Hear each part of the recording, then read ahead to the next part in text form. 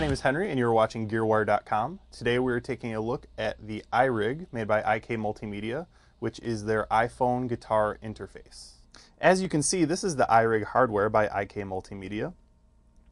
It has an 1/8 inch adapter to plug into the top of your iPhone and the headphone jack, and it has an extra ring around that jack than you might be used to seeing, because this dongle actually allows you to go in and out, meaning you can plug into the bottom in the 1/4 inch jack with your guitar or bass, and you can plug out from the 1/8 inch jack to a set of headphones or your mixer for recording or your recording interface or even an amp if you wanted to. Alright, well let's take a look at the AmpliTube LE software interface. Starting at the top, you can see that you've got a question mark, which is a help screen. You've got tools, which includes a tuner, a metronome, and an audio demo, which allows you to just hear some of the different possible sounds that you might be able to get out of the unit. You have 3 different slots for effects. The AmpliTube LE software that we're using ships with delay, distortion, which you actually have to register to get that pedal for free, but it is free. You get a wah, chorus, and noise filter. Any 3 in any order at any time, you can use them. Then you get to your amp screen. In the AmpliTube LE version, you get 1 amp and 1 cabinet. You get a Marshall amp with a 412 angled cabinet, but you get 2 microphones. You get either your standard dynamic 57 or something more like a 47 or 87 by Neumann. Now you can see right here it says slide for more control, so I'll go back and forth. You can see that we've got a whole host of things that we can slide through here. So we've got gain, bass, mid, treble, presence, reverb, and volume. And although you might be tempted to try to turn the knobs around like you actually would, you really adjust them by just touching it and sliding down or sliding up. It's pretty easy once you get used to it. You can also bypass any of these sections. So for instance, if you wanted to just hear some effects pedals without an amp, you can just hit bypass and you'd get your direct sound. The last bit here that you get is a song, where you can import any song that you have on your iPod built into your phone already, and play along with it within the AmpliTube software here. The last bit that I won't go to right now because it's going to try to connect to the internet is add amp and effects, and that's where you can add any of the available AmpliTube full version effects a la carte, be that different kinds of amps, cabinets, effects, those sorts of things. You can do that on a case-by-case basis within the application itself. Okay, so now we're going to play some demo sounds.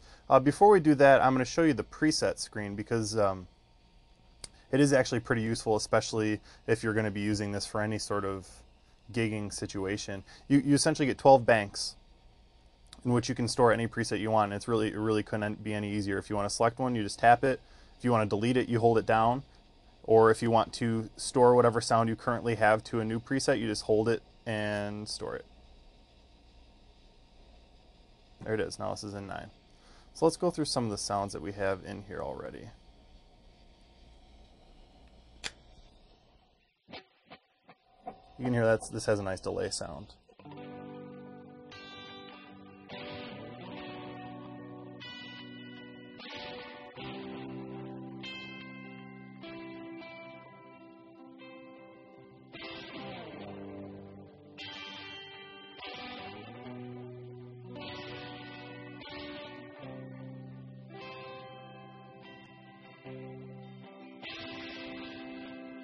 Now let's create a sound from scratch.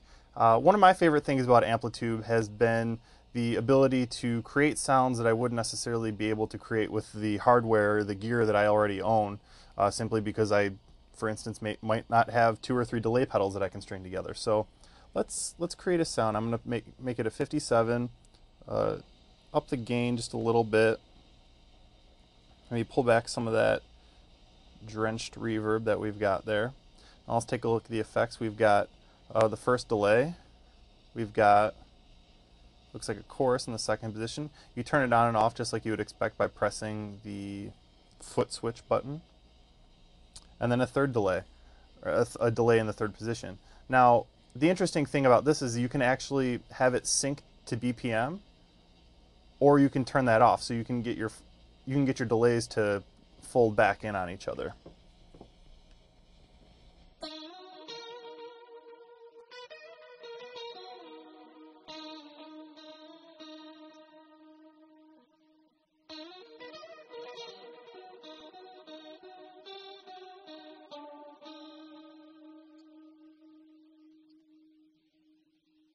And now let's turn those off and just get a good crunchy rock and roll sound with a little bit of the distortion pedal.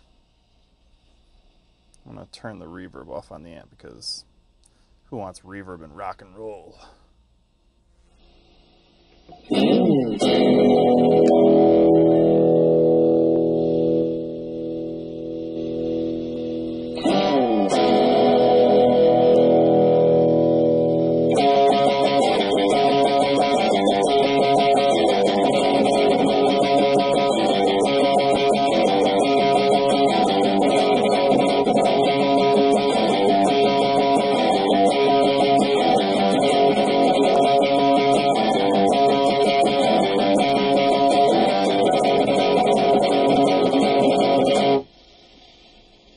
Tasty.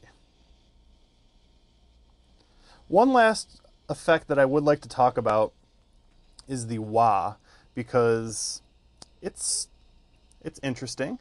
What you can do is have it set up in a few different modes. So you've got it off right now. You can slide it to on.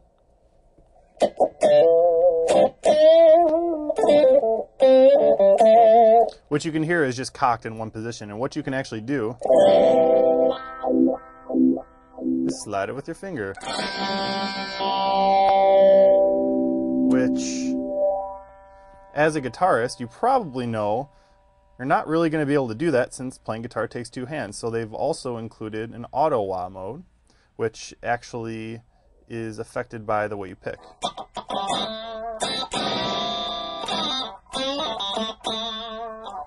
And finally, it included a tilt mode, which is even less usable than the on mode, because you have to hold it in your hand and it uses the accelerometer to adjust the wah. So I guess if you have a friend who really wants to swing your iPhone back and forth while you play, this is useful, but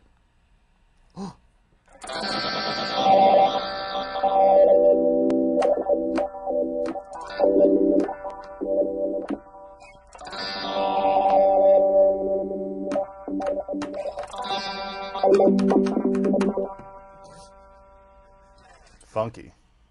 Thanks for checking out the demo. That, again, was the IK Multimedia IRig for iPhone with the corresponding AmpliTube LE software.